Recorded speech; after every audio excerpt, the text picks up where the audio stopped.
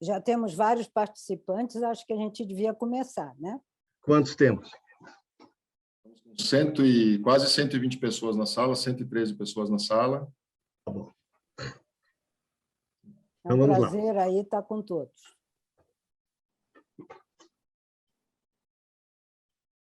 Bom, gente, acho que, antes de mais nada, agradecer a presença de todo mundo, né? Nós ficamos muito honrados aí com a presença de todos. Wanda, muito obrigado por ter aceito o nosso convite. Dalcha, muito obrigado por estar aqui com a gente, né, acompanhando esse evento. Esse é o primeiro de uma série de encontros virtuais que vão acontecer em comemoração aí aos 30 anos da Fundação esse ano. E a gente espera que vocês aproveitem ao máximo, né? Logo mais aí a gente vai divulgar os próximos eventos. Então, com a palavra, Dalcha, por gentileza, né? O palco é todo seu, estamos aqui todos à tua disposição. Fernando, muito obrigado aí pela introdução. Eu queria, né, agradecer a presença de todos, né, e dizer, como o Fernando já comentou, que esse é o primeiro dos eventos de uma série que nós estamos chamando de Webinar dos 30 anos. A FNQ, a Fundação Nacional da Qualidade, foi criada em 1991 por um grupo de 40 empresas de grande relevância no mercado, né, nacional, e que queriam oferecer à sociedade uma organização que permitisse elas se prepararem para a abertura de mercado já anunciada e muito temida. Então, cumprindo essa missão e objetivo, a FNQ vem desde aquela época evoluindo na disseminação e na aplicação de práticas de gestão e estando hoje na sua 21ª edição de um modelo internacionalmente consagrado, o MEG, Modelo de Excelência de Gestão, com seus 8 fundamentos estratégicos. Capacitação, diagnóstico assistido, publicações, melhores práticas e eventos, onde se encaixa esse webinar, esse ciclo, fazem parte da estratégia dessa fundação em melhorar a competitividade e eficácia das organizações no país, pequenas, médias ou grandes, públicas ou privadas. Bom, meu nome é Dalcha, Ronald Dalcha, eu sou engenheiro de formação, atuei em diversas empresas e organizações, por exemplo, uma delas foi a Siemens, por 30 anos, e atuei sempre preponderantemente em inovação, gestão e processo. Coordeno com muito orgulho, desde 2019, em conjunto com minha equipe, né, interna e externa, né, a FNQ.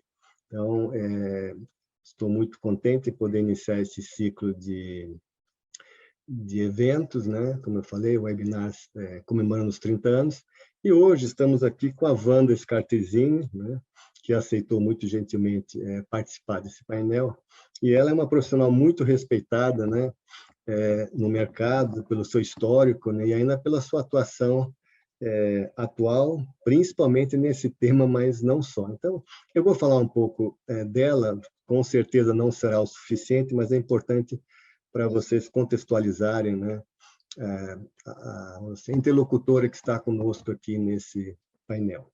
Bom, ela é engenheira eletrônica, com atuação sempre com foco em tecnologia da informação e comunicação. E nessa linha tem mais de 40 anos em posições de chefia de alto escalão, no setor público e privado, 2 vezes secretária nacional do MDIC e do MCTI, presidente do NPI, responsável pela aprovação de 2 leis junto ao Congresso Nacional. Foi também assessora na Secretaria de Desenvolvimento Econômico de São Paulo. Desde 2000 é membro da Internet Corporation for Assigned Names and Numbers, a gestora mundial da internet, tendo representado o Brasil por 2 vezes, por 2 vezes foi eleita membro do Conselho Mundial, onde coordenou diversos comitês e criou programas internacionais.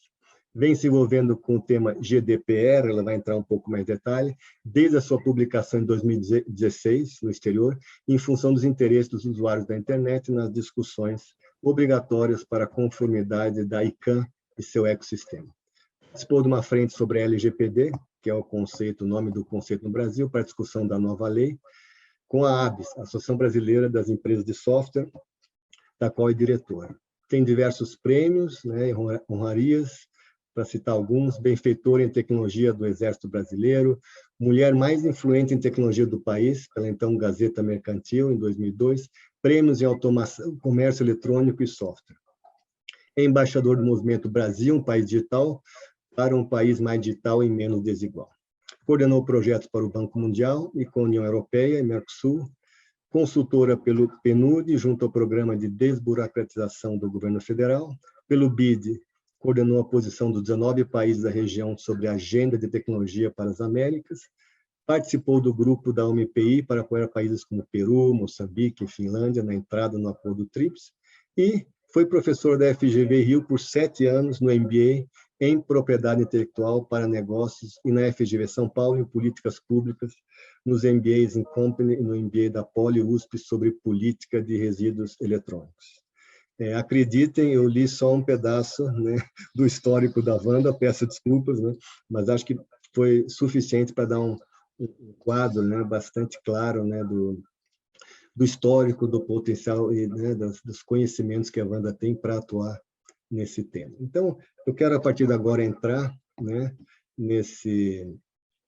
no conteúdo do painel em si, cujo tema é o LGPD, e não teria como, a primeira questão a fazer para ela é, se ela pudesse me explicar, né, o que significa essa sigla LGPD, né, e como é que ela deve, ou ela já se insere nos negócios em geral no país.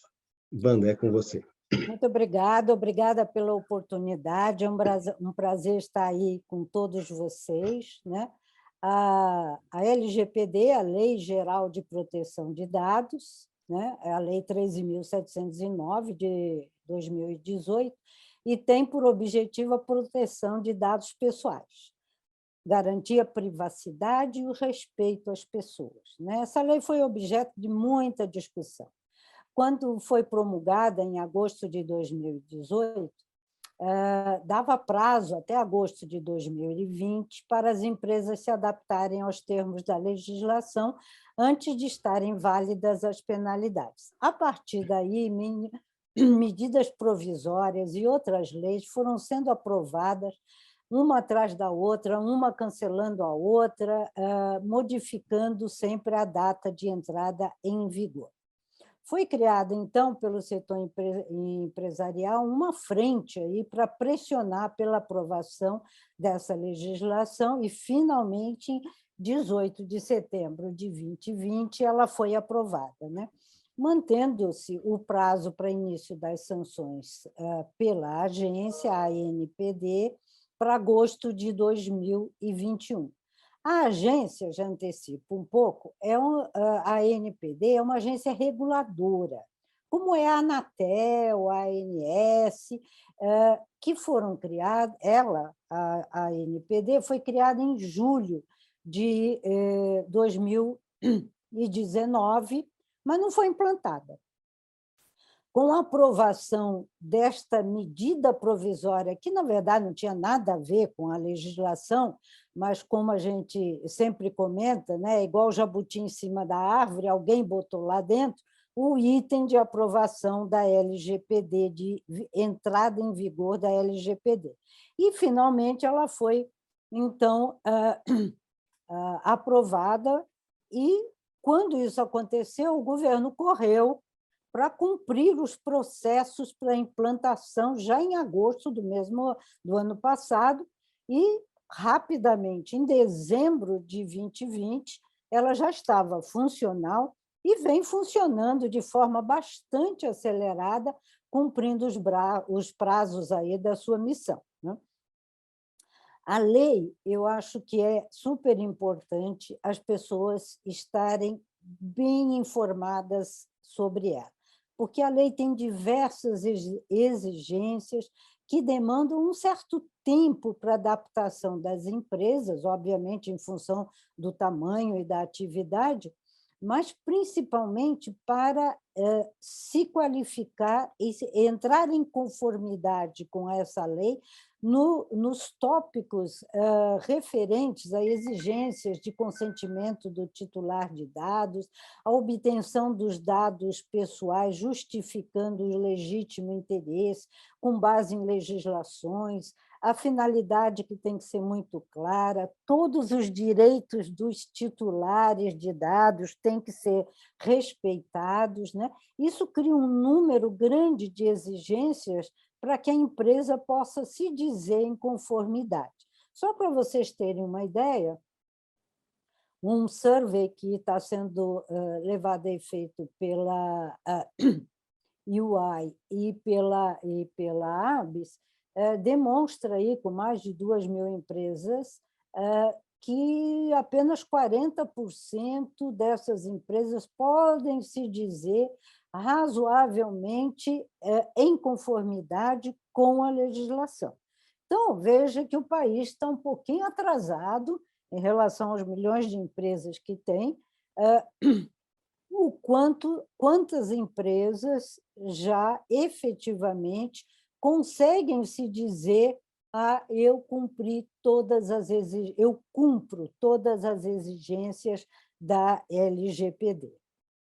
Enfim, a lei tem ainda vários princípios fundamentais baseados na Constituição, e é uma lei complexa, mas os objetivos são claros, que são voltados para a proteção da privacidade dos cidadãos.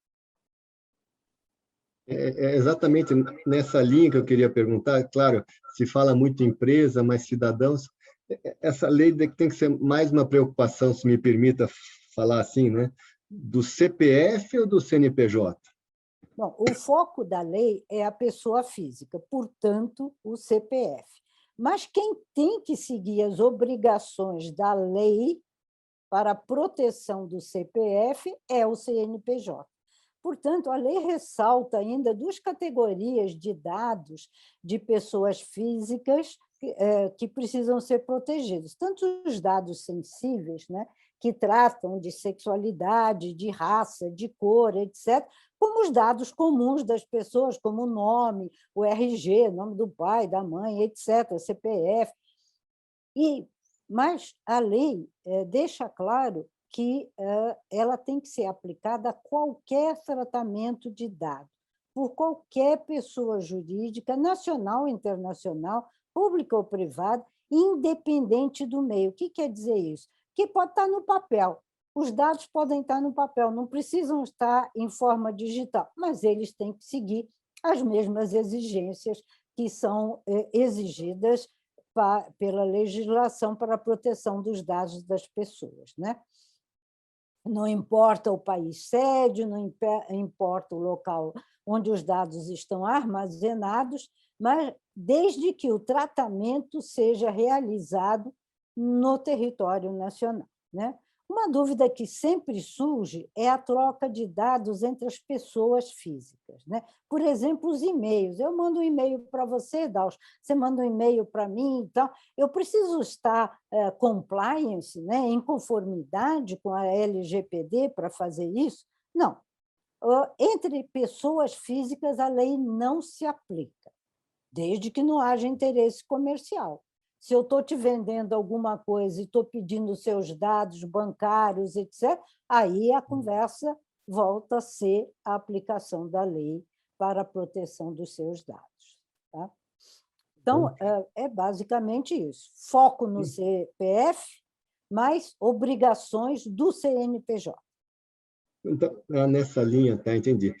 Do CNPJ, mas imagina assim, por ser uma coisa complexa, isso vale mais para grandes empresas ou também para médias e pequenas, e só empresas privadas, ou vale para o setor público, de alguma forma, que já atua nessa linha? Bom, Dalcha, a lei não faz distinção. Todas as empresas, independente de tamanho, têm que se adaptar aí à LGPD. Numa visão simplista, só para os nossos ouvintes ficarem com um exemplo mais claro de aplicabilidade para as suas próprias empresas, né? Se uma empresa só coleta dados de pessoas jurídicas, por exemplo, ela só se comunica com os fornecedores e clientes que são CNPJ. Então, a conformidade dela com a legislação vai se aplicar exclusivamente aos dados dos seus funcionários, tornando, claro, muito mais fácil atingir sua conformidade. Mesmo assim, ela tem que atingir todos os detalhes, qualquer que seja o tamanho, até uma startup. Todas têm que estão dentro da exigência de conformidade com essa legislação. O setor público tem ainda mais obrigações junto à LGPD, né? Função, inclusive, de leis adicionais, como a Lei de Acesso Público a Dados, né? Que foca na questão de transparência, e a própria LGPD tem artigos específicos para o setor público, né? Claro que há exceções, como processos judiciais, por exemplo, que devem ser públicos, todo mundo tem que saber que o fulano de tal é criminoso, está condenado, etc. Isso é um direito da sociedade, né? Então, nisso não se aplica a LGPD, mas para os órgãos públicos em geral, né? E principalmente aqueles, vamos lá, vamos pensar em todos os dados de saúde das pessoas que são armazenados no SUS. Enfim, existem casos ainda muito mais complexos do que no lado privado e, portanto, as exigências à legislação vão desde a prefeitura ao governo federal, não tem exceção. Tá. Quando você falou de empresas privadas, você comentou alguma coisa como fornecedores, assim. Então, deixa eu ver se diz certo. Numa cadeia de valor, né, fora os próprios colaboradores, apenas, vamos dizer assim, os atores, né, nessa cadeia que tem contato com o público, vamos dizer assim, com o cidadão que precisariam, né, ter uma atuação mais séria e preocupada com o tema. Isso? Por exemplo, você falou CNPJ para CNPJ, não, em tese. Não, a questão não é só essa, né? A Lei Geral de Proteção de Dados, aqui no Brasil, ela segue muito a linha do GDPR, que também exige que os fornecedores das cadeias produtivas estejam em conformidade com a legislação, né? Quando eu falo de cadeias produtivas, não estou falando só de manufatura, né? Toda a área de serviços se enquadra nas exigências da LGPD. Então, aliás, é interessante lembrar que um dos motivos que o setor privado tinha de interesse de criar-se a legislação brasileira de proteção de dados é para poder continuar negociar e comercializar produtos com a União Europeia, que é a questão do GDPR. O GDPR também exige que todos os fornecedores de empresas europeias, estejam onde estiverem, têm que estar, de uma certa forma, atendendo às questões do GDPR em relação à proteção de dados. E como a LGPD segue a mesma base do GDPR, é importante que aqui no Brasil haja a mesma conformidade para, de uma certa forma, a gente poder dizer que as empresas brasileiras poderão continuar comercializando seus produtos para as empresas europeias, porque elas estariam, entre aspas, aí, autorizadas se elas estão enquadradas nas exigências da LGPD, né? Então, tudo isso tem um fundo comercial. Uhum. Você comentou da GDPR várias vezes agora. Imagino que ela já exista há um certo tempo. Desde quando ela assim, é ativa, não sei, em outros países, e assim, já houve um aprendizado? Como é que é o status? Em que você se basear? Em qual grau de maturidade? Só uma curiosidade. Tá bom. A LGPD vem, de fato, na esteira do GDPR europeu, né? Ele foi aprovado lá em 2016, com sanções para entrada em vigor, como a nossa, aqui, em 2 anos depois, portanto, em maio de 2018, né? Os princípios são basicamente similares, mas debaixo da nossa Constituição, por exemplo, o artigo 5º da nossa Constituição diz que o anonimato não é permitido no país. Então, itens do GDPR, como esquecimento de dados, não podem ser usados aqui no Brasil, né?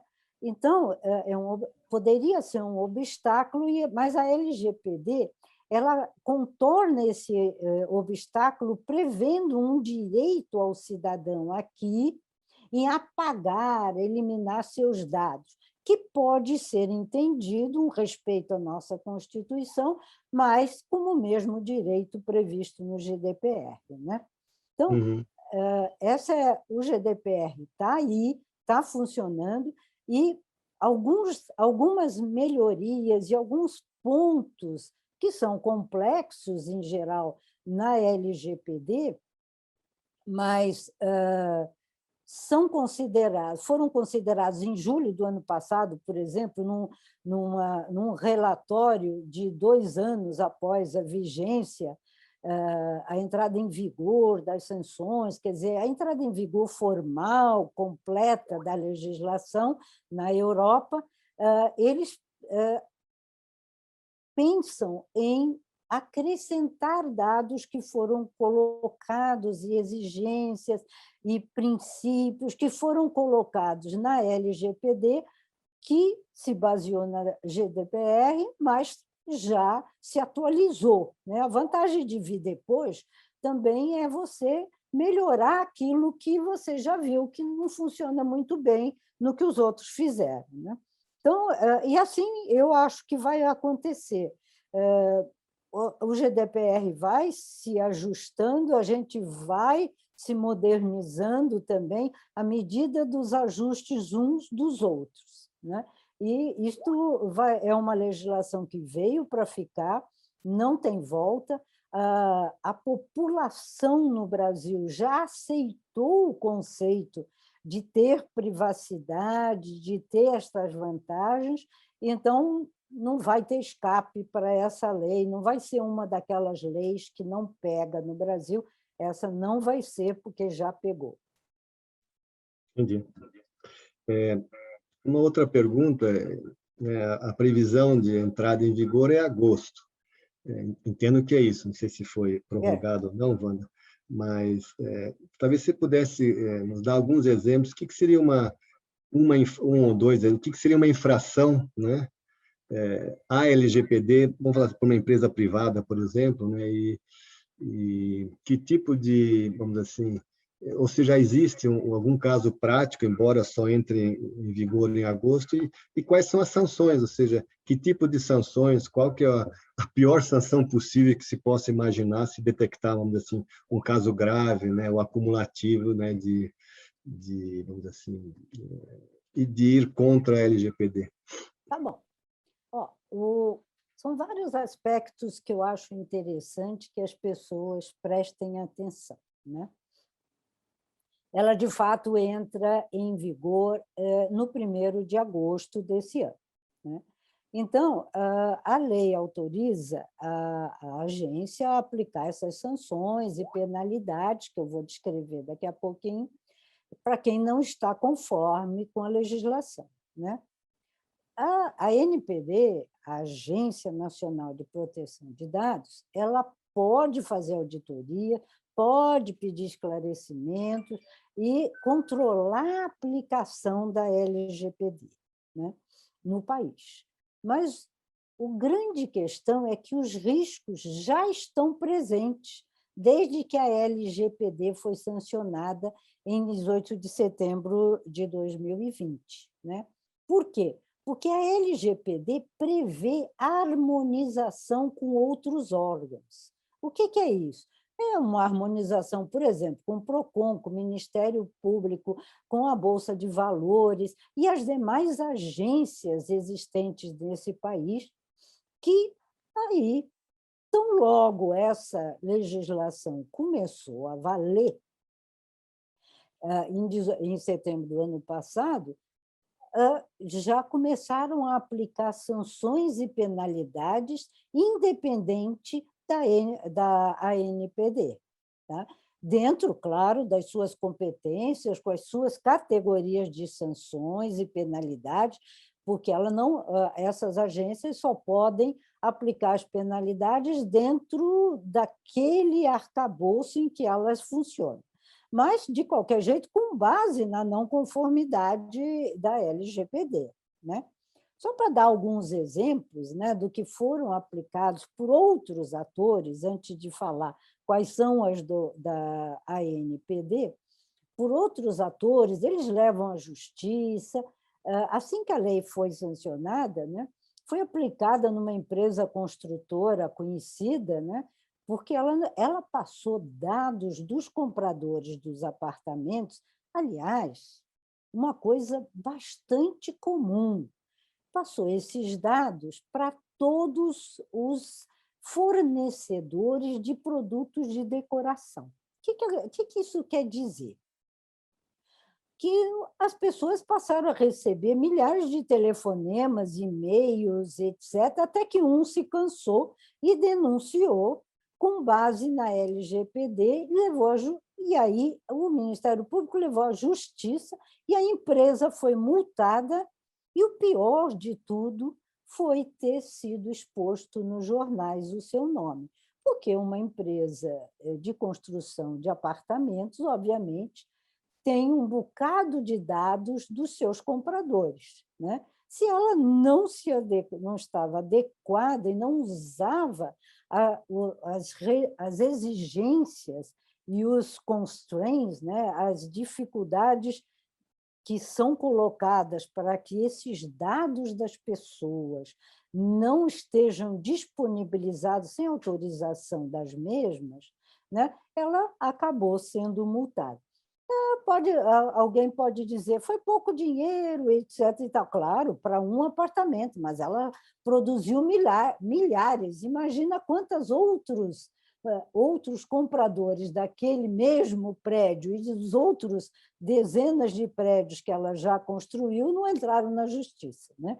Então, eu acho que este é o maior risco que hoje as empresas estão correndo, porque, independente do fato da MPD só poder aplicar as multas e penalidades a partir de 1º de agosto, todos os outros podem entrar com multas e penalidades para o seu pessoal. Só para a gente lembrar, na Europa, no primeiro ano do GDPR, só no primeiro ano, a Agência Reguladora Europeia aplicou multas que somaram 56 milhões de euros. Foram mais de 200 mil empresas investigadas. 64 mil foram notificadas e multadas, né?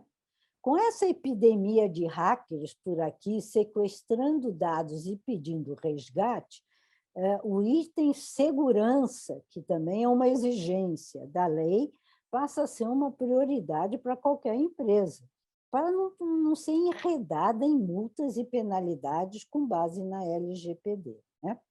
Agora vou falar um pouquinho das sanções, como você pediu, e o que eu acho que o pior que pode acontecer, né? Tudo começa com uma multa, uma simples advertência. Por exemplo, o Procon fez uma advertência aí a uma empresa de telefonia no começo desse ano pelo vazamento de dados, e a empresa rapidamente resolveu o problema, né? A perda de dados da Serasa também foi inicialmente uma advertência, que também rapidamente colocou novos critérios de segurança, de cybersecurity, no caso, segurança cibernética, no caso deles, mas segurança tem que ser de qualquer jeito. Se for do seu arquivo de papel, ela também está valendo, né? Então, a segurança é abrangente. Todas correram para se adaptar rapidamente às exigências também de segurança que a lei exige, né? Então, ela começa com uma simples advertência. Aí, se não foi feito nada, começa a valer multas. Que multas são essas? 2% do faturamento, limitado até 50 milhões de reais por infração. As infrações, num mesmo problema, pode ser, sei lá, milhares de CPFs foram disponibilizados publicamente, Então, são milhares de vezes 50 milhões se chegar ao ponto de multa, né? Depende do faturamento, mas uma empresa grande pode sofrer isso. Pior ainda, uma multa, essa multa, se nada foi feito, ela passa a ser diária, com esses mesmos limites, 2% do faturamento até 50 milhões. Alguém pode dizer, mas a minha empresa é pequena, o faturamento é pequeno, 2% não vai me incomodar. Não vai se incomodar, mas aí vem o que eu acho a pior situação. A publicação da inflação, noticiaram na mídia que a empresa foi punida. Muitas vezes, não é o dinheiro que vai incomodar, mas é o fato dos seus clientes saberem que você não respeita a privacidade deles. Então, isso pode ser muito mais fatal para a sua empresa do que as multas que você vai incorrer, né? E depois disso, se você não fez nada, bloqueio dos dados pessoais dos titulares, que foi objeto da infração. No caso, por exemplo, do Serasa, podia acabar com o negócio dele de imediato. O que ele trabalha? Só com os dados pessoais dos titulares, nada mais. Suspensão do funcionamento de dados é uma próxima, por 6 meses, prorrogável até você resolver, de alguma forma, negociar com a agência para essa regularização, suspensão do exercício da atividade e até a proibição parcial ou total do exercício. Vai tirar você do mercado, ponto. Só tira do mercado, você vai procurar fazer outra coisa que para aquela você não pode mais, o seu CNPJ estará bloqueado para você estar neste mercado, né? Então, é uma lei bastante severa. As pessoas precisam estar atentas que, desta vez, talvez, aquela expectativa que o brasileiro tem de que essa lei não vai pegar, pode resultar na sua saída do mercado, né? Então, é preciso realmente bastante cuidado, né? Não é uma coisa simples, não é a agência, embora inicialmente ela está colocando informações no ar, no seu site, está falando de como ela vai agir, tudo isso ela tem que publicar as consultas públicas, como uma agência, como as outras agências têm as mesmas exigências. A diretoria dela foi totalmente submetida à sabatina no Senado. Não foi uma coisa que não foi levada a sério pelo governo, pelo país como um todo, né? Então, eu acho que a gente tem que se preocupar bastante com essa questão da LGPD, né? Ok, Wanda.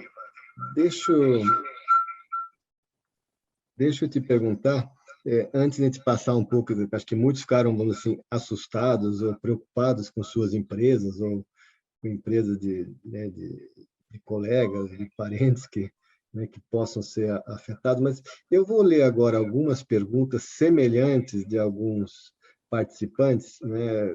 Peço para você esperar eu passar, são 3, 4 perguntas no mesmo nível, para, vamos dizer assim, para a gente equalizar se a preocupação que eles têm se enquadra ou não, até para algumas pessoas aqui, né, enxergarem o risco nos seus empreendimentos. Então, uma pessoa, eu não vou citar o nome aí, tá, Wanda, por causa do LGPD. Posso citar? Não sei. É melhor não citar. Você pediu autorização dele? Não. Não pedi autorização, por isso está escrito lá no nosso banner, vocês podem ver, a FNQ respeita a sua privacidade. Então, vamos lá. Uma pessoa pergunta, uma pequena loja de shopping que solicita CPF para emissão de nota fiscal, tem que se enquadrar na LGPD? Outra pessoa pergunta, a partir de agosto, vamos deixar de receber ligações oferecendo empréstimos bancários? Olha, trabalho na área de educação e temos um sistema acadêmico. Tivemos um caso de um aluno que foi pesquisar o seu nome no Google e apareceu a foto dele vinculado ao nosso sistema acadêmico. Ele questionou o sistema estar disponibilizando a foto, e com isso gostaríamos de saber se a foto também faz parte dos dados pessoais conforme a LGPD. E a última pergunta com a LGPD, o INSS vai parar de repassar os dados dos pensionistas para empresas de empréstimos? Você vê que mais ou menos né, no limiar da dúvida. Né? É evidente, está todo mundo querendo se aculturar a respeito dessa legislação, né? Primeiro, sim, qual é a forma mais fácil de qualquer empresa estar pedindo o CPF de alguém, né? É ela colocar ou no seu site, se for pelo site, né? ou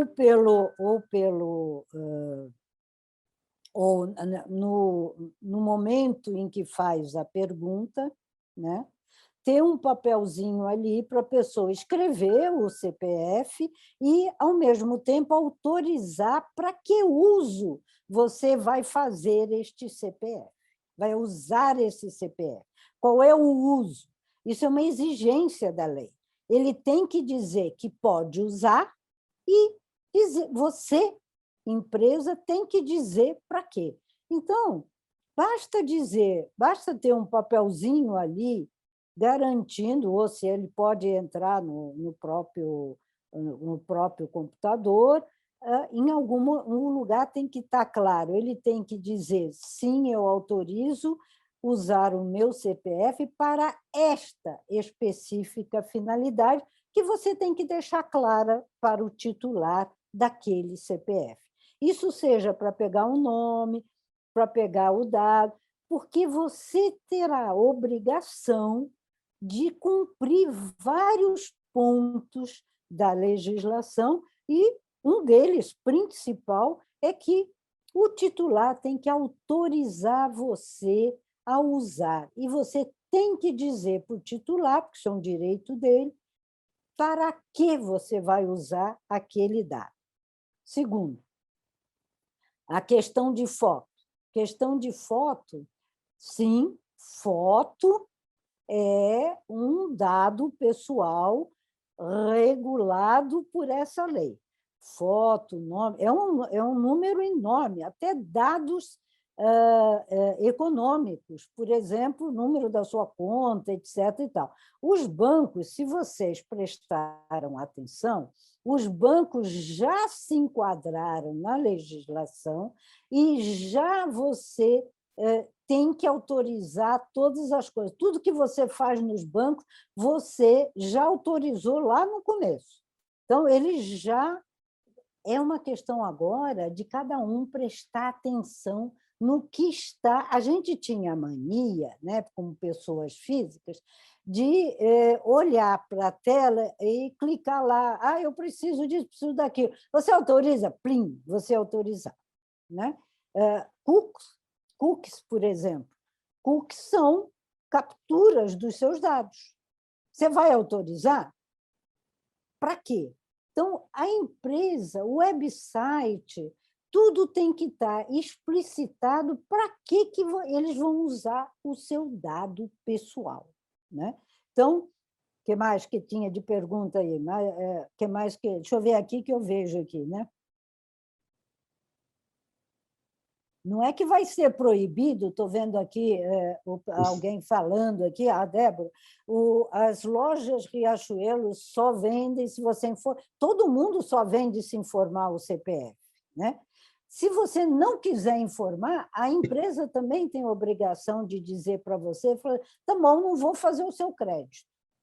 Porque é óbvio que ela precisa do seu CPF, ela precisa da sua conta para você, se você está pagando em prestações, ela precisa do seu endereço, se você... Mas também não precisa, por exemplo, o nome do seu pai.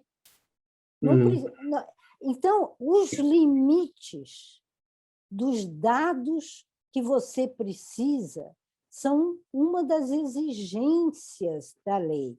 A lei vai exigir de você que você empresa, você só pergunte aquilo que você tem uma obrigação de ter necessariamente para poder fazer aquilo que o cidadão está pedindo. Então, se você está querendo abrir um crédito na Riachuelo, por exemplo, é claro que ela precisa do seu CPF. É claro que ela precisa de dados pessoais. Ela está te vendendo alguma coisa a crédito. Você não está pagando o produto que você está levando. Ela precisa de uma garantia. Então, a lógica não é de proibição, mas de informação e de autorização. O titular pode ou não pode dar aquele dado, se ele quer ou não quer dar, e aceitar as consequências de não dar ou de aceitar aquilo que está sendo proposto para você. Alguém diz, olha, deixa eu dar um exemplo aqui da FNQ.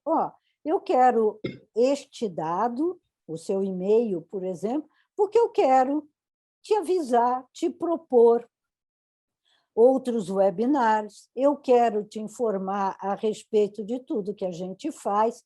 Se você quiser estar no nosso banco de dados, autorize a gente a fazer isso, né? Se não, se você não quiser, você não vai fazer. Então, é este arcabouço de respeito aos dados pessoais que está sendo construído no país e que as empresas, por isso, têm que se adaptar para que o cidadão possa ser respeitado. E isso também é isso que a amiguinha lá falou. Eu dei o meu dado para o INSS, ele me autorizou a dar o meu dado para o Banco Santander, por exemplo. Se eu não fiz essa autorização, não. Tá certo? Então, isso é um direito dos titulares que precisa também ser compreendido pelos titulares, né? Então, vou aproveitar. Fala. Deixa eu perguntar. Todos nós aqui, depois dessa apresentação, dessa troca de figurinhas, sem dúvida, quem não estava está preocupado em como, vamos dizer assim, implantar, né, um mecanismo. Nem vou falar programa, que programa tem conotação de uma coisa finita, tem que ser um mecanismo constante, não pode, né?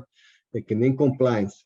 Então, eu queria saber como é que uma empresa, né, pode agir, como é que deve agir, em qual departamentos tem que ficar. Eu vi que um participante perguntou aqui, né, a lei na Europa estabelece, agora não sei o que significa, mas uma função de DPO, né?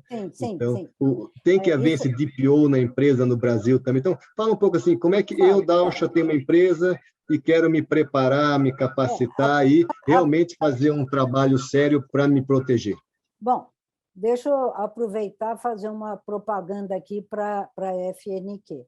A FNQ está colocando alguns cursos para, basicamente, capacitar as empresas, e depende do tamanho, ela pode se interessar em fazer só uma avaliação geral, porque ela tem estrutura interna para trabalhar, então ela faz só uma capacitação dos seus funcionários.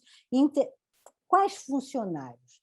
Bom, primeiro tem os agentes que são exigidos pela lei. São 3 agentes, né? Um que é o que ele chama aí do DPO, que em alguns casos vai precisar, outros não. Tem o agente que é o controlador, que é o responsável dentro da empresa, né? Não pode ser o dono, né? Então, tem algumas características, e tem o operador, aquele cidadão que preenche os dados das pessoas. Eles têm, inclusive, que ter contratos entre si. É uma porção de exigência que não é simples. E sim, o DPO precisa e é previsto aqui no Brasil. Quando que ele vai ser exigido, aí vai depender de várias complexidades. Inclusive, existem DPOs vários grupos, né? Inclusive o meu grupo eu sou engenheira, mas o meu grupo com advogados, a gente trabalha como um DPO externo, porque às vezes a empresa não tem condição de ter uma pessoa lá parada para quando acontecer, igual um contador. Eu vou usar o meu contador no final do mês. Então, quando ele tiver que me mandar as coisas lá do imposto de renda, pessoa jurídica. Mas, da mesma forma, esse DPO pode ser externo. A lei também permite que isso aconteça. Então, não é uma coisa muito simples. Mas a gente, aqui com a FNQ, tem um pacote aí de workshop e que, com modelos, com diagnóstico, para saber se você está enquadrado, o que você precisa mexer, o que você não precisa mexer, até um e-book para você, no final do curso, levar para casa, né? Levar lá para a sua empresa e, de fato, ficar copiando alguns daqueles modelos, daqueles diagnósticos, para facilitar a vida das pequenas e médias empresas, né? E até, obviamente, a FNQ também oferece um apoio exclusivo. Grandes empresas podem precisar, a um custo muito menor do que grandes escritórios de advocacia, de um trabalho direto ajudando a implementar em todos os seus ambientes onde os dados pessoais circulam a lei de proteção de dados, né? Então, o que eu estou dizendo é que entrar em conformidade depende do tamanho da empresa e de quanto dado pessoal ela trabalha. Quais são as exigências maiores que ela vai ter? É um hospital? Gente, então é só dado sensível. Deixa eu tomar uma água. Obrigada. É só dado sensível que esse hospital trata. Então, gente, é claro que ele vai ter um trabalho enorme de entrar em conformidade com a lei.